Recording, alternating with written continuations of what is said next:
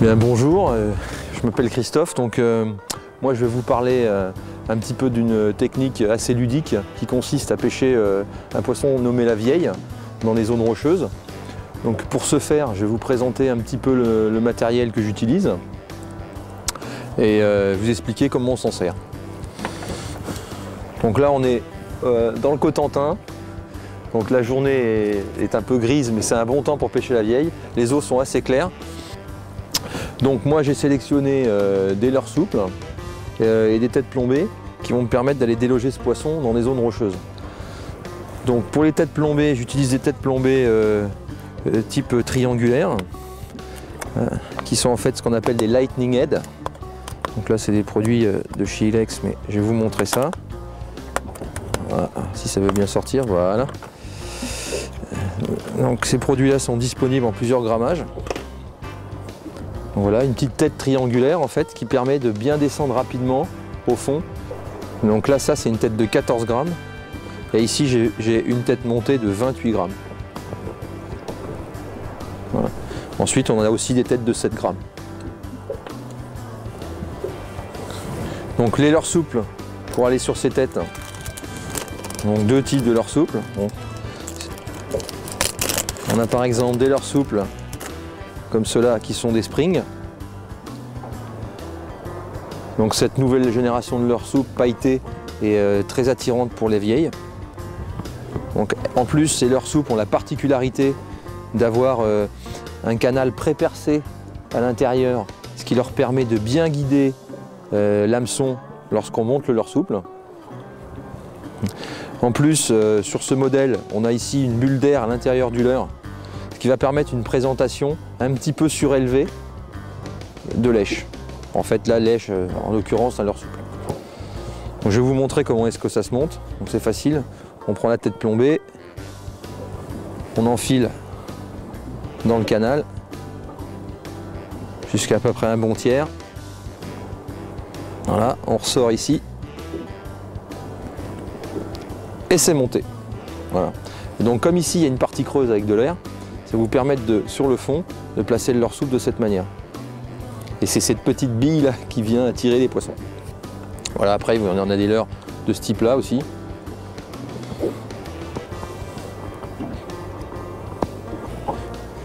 Qui sont des lightning. Voilà, qui sont les leurres étudiés pour ce type de tête plombée. Parce qu'en fait vous voyez bien ça fait vraiment un prolongement. Et de face on a quelque chose qui est vraiment parfait. Donc tout ça, après, ça va consister à animer ces poissons-là au ras du fond pour déloger les vieilles. Donc la vieille qui est un poisson, je le dis, vraiment un poisson de roche. Un poisson très combatif. Bon, c'est pas un combat qui dure très longtemps, mais c'est un combat assez nerveux. Donc il ne faut pas hésiter à la brider. Alors pour ce faire, on utilise de la tresse pour une meilleure sensibilité. Alors là, je vais vous montrer un petit peu. Donc là, ici, j'ai un moulinet. Donc un moulinet marinisé, c'est-à-dire un moulinet, bon ça c'est un moulinet tout inox qui a la particularité de bien résister à l'eau de mer. Voilà. La canne, j'ai choisi une canne Peson jigging, qui est une canne qui est vraiment faite pour secouer du leurre souple au fond ou des jigs. Donc ça c'est l'idéal, c'est une canne indestructible, je peux tirer dessus parce qu'en fait lorsqu'on pêche la vieille il est fréquent de s'accrocher. Et avoir une canne assez puissante afin de bien griller les poissons et de décrocher, c'est quand même un plus. Bon, c'est un petit peu plus lourd qu'une canne leurre traditionnelle, mais bon, c'est quand même pas un confort qui n'est pas négligeable. Voilà. Donc la canne de brin. Voilà. Ensuite, ici, une tresse, donc mon moulinet garni de tresse. Au bout de ma tresse, hop, je vais attraper mon bas de ligne. Voilà. Donc qu'est-ce que j'ai mis pour le bas de ligne en fait? J'ai mis une pointe en fluorocarbone. Voilà. Donc à peu près 1 mètre de long. Et une agrafe. Bon, l'agrafe, moi j'ai choisi une agrafe Ilex parce que ce sont des agrafes qui sont très pratiques en fait. Donc un bas de ligne en fluorocarbone d'environ 1 mètre et une agrafe. Voilà, tout ce qu'il y a de plus simple. Alors l'agrafe, je vais vous en montrer une de près.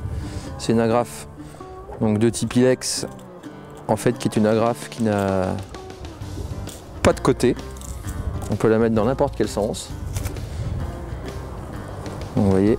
Donc en fait la graffe se compose c'est un genre de 8 en fait. Et on peut fermer ici, voilà, la graffe était ouverte et maintenant la graffe est fermée. Voilà. Donc pour faire un nœud d'agrafe, on fait un nœud classique, on utilise de pêche en eau douce, genre un nœud cuillère. Donc je passe mon nylon dans mon agrafe, enfin mon fluoro parce que c'est pas du nylon. Ensuite je fais plusieurs tours avec le brin, autour du brin principal. Bon, moi j'en fais 5 ou 6. Et tout simplement, je reviens placer ma pointe de nylon dans ma première boucle. Voilà. Et ensuite, il suffit de tirer. Alors, un petit conseil, vous humidifiez, ça évite que le nylon il chauffe ou le fluoro, c'est une meilleure résistance. Voilà. Et là, ça se serre tout seul. Et ça, croyez-moi, on ne peut rien défaire. C'est ce qu'on appelle le nœud cuillère. Alors, le nœud cuillère, vous pouvez le doubler aussi. Mais là, il n'y a pas besoin. C'est une pêche assez simple. Et ça devrait bien se passer. Voilà, je coupe l'excédent. Donc les leurres souples, il y a plein de couleurs différentes parce qu'en fait, pour le même produit, on peut avoir des conditions de pêche qui évoluent. La couleur de l'eau n'est pas toujours la même. Donc en règle générale, par temps clair, on utilise des leurres plutôt claires. Par temps sombre, on utilise des leurres plus sombres. Donc là ici, le matin ou le soir, j'utiliserai assez facilement un leurre assez contrasté comme celui-là. Il existe du rouge, rouge et jaune, des couleurs blanches. Alors la vieille est un poisson qui répond très bien sur les couleurs blanches et puis sur les couleurs un peu pailletées parce que c'est un poisson qui est quand même assez curieux. Donc là ici, hop, dans le canal pré-percé du leurre, voilà, jusqu'à peu près un bon tiers. Je ressors sur l'épine dorsale du leurre souple. Voilà. Alors après, il y a un petit détail là, dont on peut parler. Les leurres souples, souvent, il est possible de coller le leurre sur la tête plombée. Bon, moi je ne le fais pas spécialement parce qu'en fait ici ces têtes plombées là sont assez bien faites, elles ont des ergots qui évitent que le leurre ne recule lors de la touche ou bon ça arrive mais je préfère pas mettre de colle. Voilà. Parce qu'après quand vous changez, c'est un peu plus long à défaire. Voilà. Et on animera ces leurres là donc au-dessus du fond afin d'exciter la curiosité et la voracité du poisson. Voilà. Pour ma part, bon là, on va donc placer le leurre sur la ligne, donc ici dans la graffe. Voilà.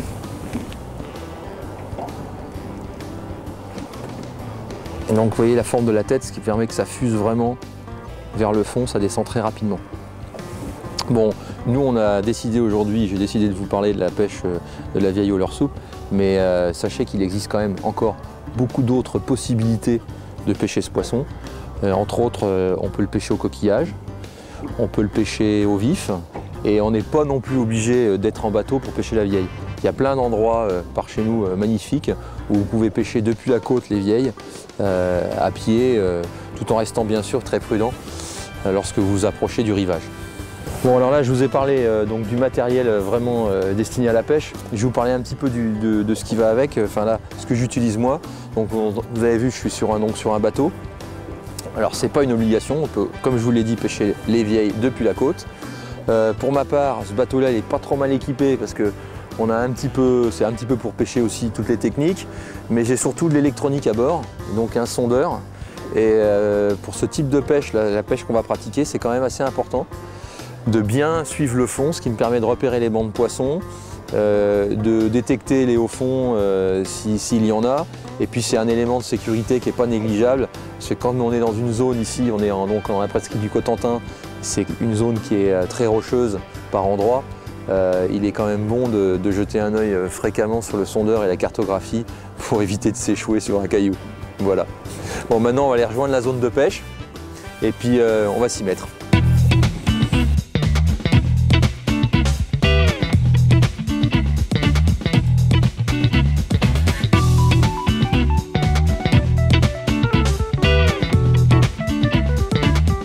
D'ailleurs, un petit détail dont je ne vous ai pas parlé, je ne sais pas si vous avez remarqué, j'ai une veste de survie, ce qu'on appelle un gilet autogonflable, et ça, je vous conseille tous, franchement, d'avoir un gilet comme ça, parce que c'est quand même pratique, ça gêne pas pour la pêche. C'est une boucle inox, voilà. Vous avez la poignée quand vous tombez à l'eau pour vous récupérer et la sangle pour le remorquage. Bon, c'est un élément qui devient indispensable aujourd'hui parce qu'on est de plus en plus nombreux à pêcher. Et bon, la sécurité, c'est quand même quelque chose de primordial. Donc je vous invite tous à faire l'acquisition d'un bon gilet.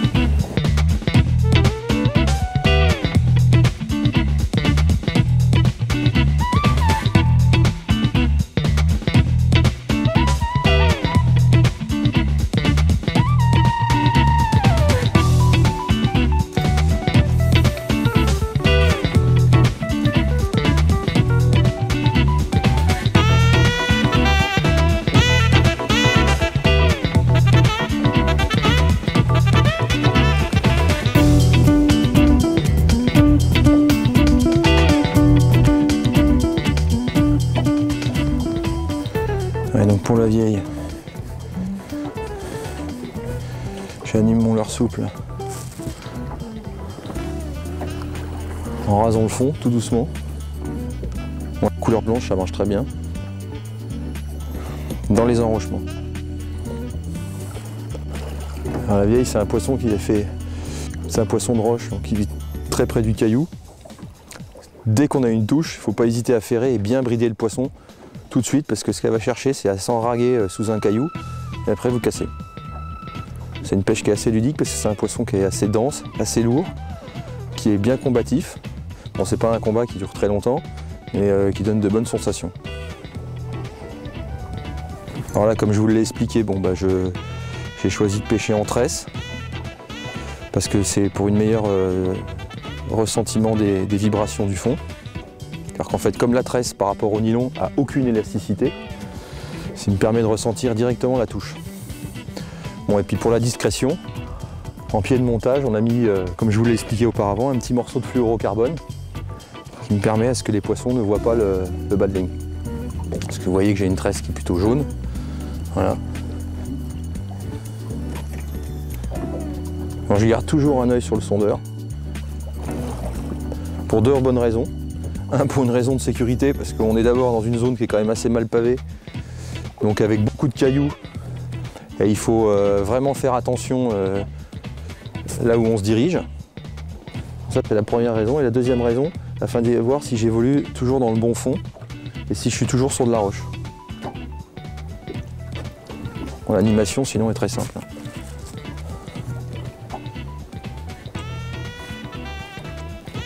Bon, là, a priori, on est redescendu un petit peu, il y a 10 mètres d'eau.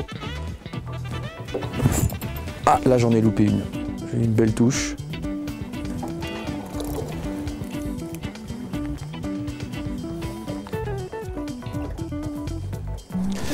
Alors là, bon, on arrive en fin de dérive, là, parce qu'on est dans une dizaine de mètres, 11 mètres même. On a un fond plutôt sableux. Donc je vais remonter, me positionner au-dessus du passage du caillou que je viens de faire. C'est ce qu'on appelle la dérive.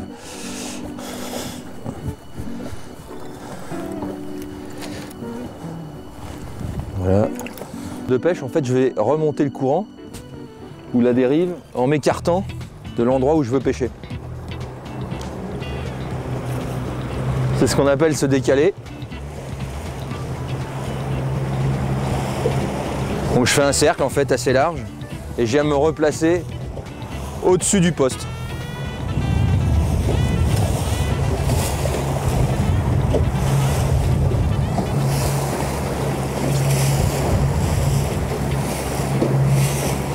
Ouais, dans ces types de pêche là, surtout qu'on n'a pas beaucoup d'eau, il faut penser à faire ça gentiment, quoi. Faut pas remonter sur une dérive trop rapidement parce que déjà le bruit ça dérange un peu les poissons et puis ça donne une meilleure approche, quoi. Voilà.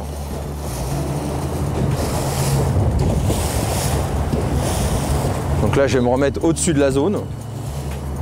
D'ailleurs on voit parce que on remonte un peu sur les cailloux là parce que la profondeur diminue.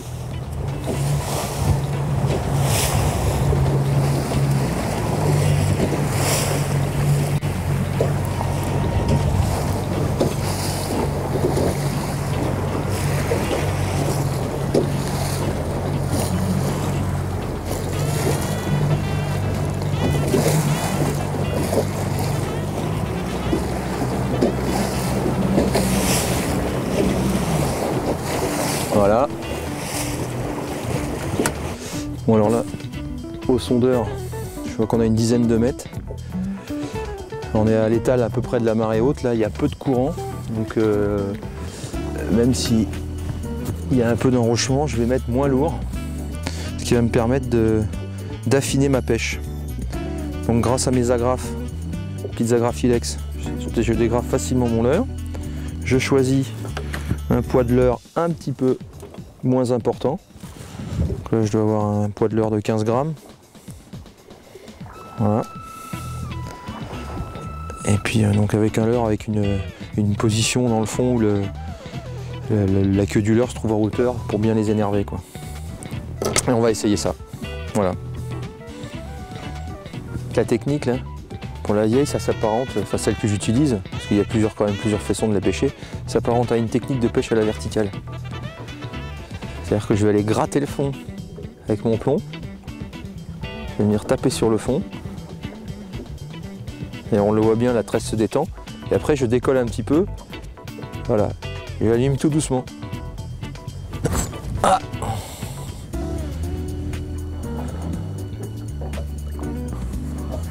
Alors bon, c'est vrai que c'est une technique qui consomme un petit peu de matériel parce qu'il arrive qu'on s'accroche assez fréquemment, surtout dans les zones rocheuses. Et par contre, c'est très efficace. Quand il y a peu de courant, c'est assez facile à faire à l'aplomb du bateau. Quand il y a plus de courant, il faut charger sa ligne avec plus de poids pour être que le fil soit plus tendu et en fait plus sous le bateau si vous voulez vraiment pêcher à la verticale. Et s'il y a les formes de plomb qui changent en fonction du courant. Là j'ai un plomb avec une tête triangulaire très pointue, en fait qui a un plomb qui fuse directement, qui descend très rapidement. Ah, et là par contre là j'en ai loupé une. Aïe aïe aïe. Le frein était un peu trop desserré. Ah. Dommage. Donc là oui, j'étais sur une couleur blanche. Je vais, comme je vous ai montré dans le matériel, je vais essayer autre chose. Parce qu'en fait, voilà, les vieilles sont des poissons un peu curieux aussi. Bon, le blanc c'est une couleur traditionnelle pour la vieille, ça marche bien. Et là je vais prendre un leurre un peu rouge et jaune pour voir si elles sont un peu plus gourmandes. Faut pas hésiter en fait à varier le menu quand on pêche, hein, bien que de règle générale, les poissons préfèrent la couleur des poissons fourrages qu'ils vont trouver sur la zone, surtout pour les poissons carnassiers, quoi. Voilà, donc là je vous remonte le montage. Hein. Hop, j'enfile ici. Alors ces leurres sous le plat, ils sont très bien parce qu'ils sont pré-percés en fait. Il y a un petit canal à l'intérieur qui permet de bien enfiler l'hameçon bien droit. Voilà, ce qui me donne une présentation parfaite. Vous voyez, donc là on va leur faire un petit truc rouge et jaune et on va voir ce que ça dit. Ah ouais, et ben là. Ouh, un joli poisson là.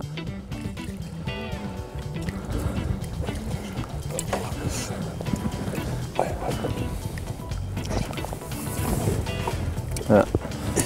Donc vous voyez, on peut apercevoir, là c'est un poisson qui est quand même pourvu de belles dents. Donc il va falloir éviter d'y mettre la main à l'intérieur. Donc pour ce faire,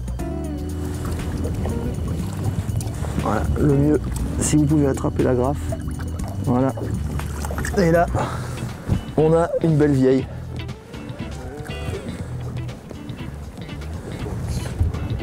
Voilà. Donc,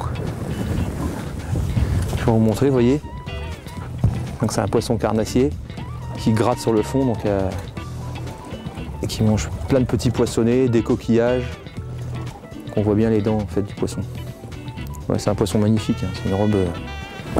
Celle-là doit faire un bon kilo, kilo 5 peut-être. Voilà, super beau. Bon, ce que je vais faire, alors ça se mange, hein. C'est un poisson qui est comestible. Voilà.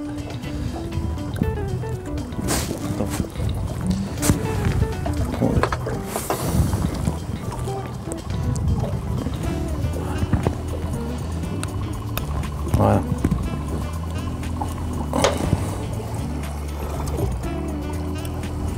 Une belle copine. Donc voilà.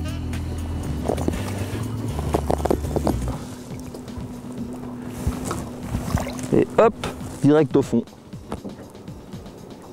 Ah, donc on va en mettre un autre. Pareil, hein. hop, on prend le petit canal jusqu'à un bon tiers. On ressort ici. Voilà. Et là, on a un leurre qui est parfaitement dans l'axe. Et on va pouvoir pêcher.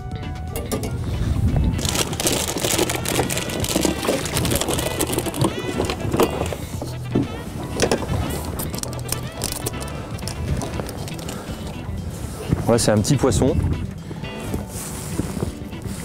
Mais on va quand même le sortir de l'eau. Un petit spécimen. Regardez ces couleurs magnifiques avec des reflets bleus là. C'est vraiment un beau poisson. Allez, tu vas rejoindre tes congénères. Hop, et voilà.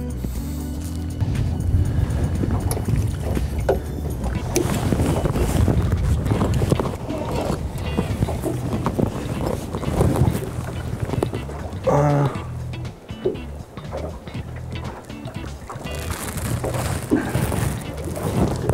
Encore sur du blanc, on voit qu'ils aiment bien ça. Voilà. Ça. Beau poisson. Ça a une bouche très charnue et pas facile à défaire. On voit bien les dents là.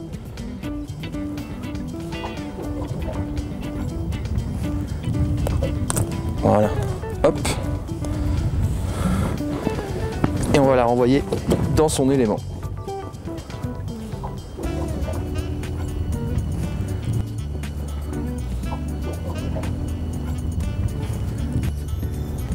Allez, allô!